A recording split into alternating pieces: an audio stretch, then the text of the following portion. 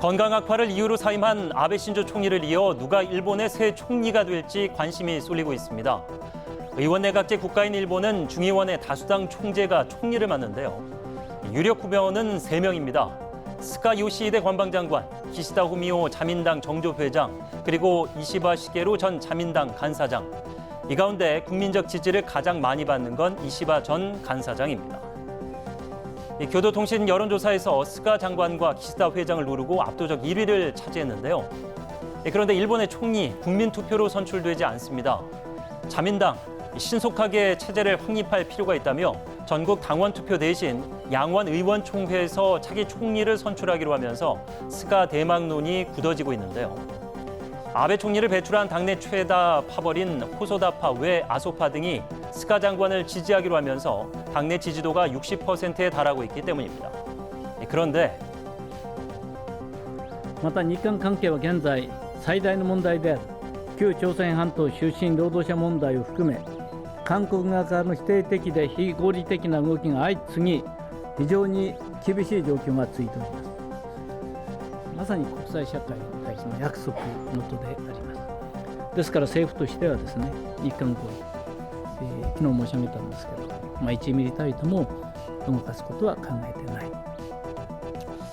2013년에는 이런 얘기를 하기도 했었죠. 안중근은 범죄자다. 역사 인식 상당히 우려되는데요. 하지만 일본 관방장관이란 직이 우리의 청와대 대변인과 같다 보니 아베 총리의 목소리를 대신한 것에 불과하다는 관측도 있습니다. 부친의 지역구를 물려받아 정계에 진출하는 일본 정치인들과 달리 농부의 아들로 태어난 스가. 스스로의 힘으로 중앙 정계로 진출한 자수성가형 이른바 흑수저입니다. 일본 국민은 그를 팬케이크를 좋아하는 레이와 아저씨라고 부르는데요. SNS를 활용해 대중에게 다가가려는 노력을 해왔기 때문입니다. 또 스가 지지자들은 그의 정치 속엔 서민의 고단한 삶이 녹아있다고 지켜 세웁니다. 그런데요. 새로운 내각이 들어선다면 여기에 대한 기대치가 있느냐?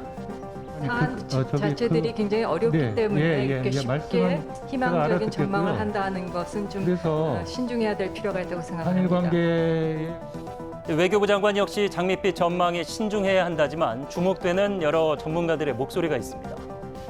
아베 총리와 한 몸처럼 보이지만 실은 친한파다. 균형 감각이 뛰어나다. 좀 더 부드러운 이른바 마일드 아베가 될 것이다.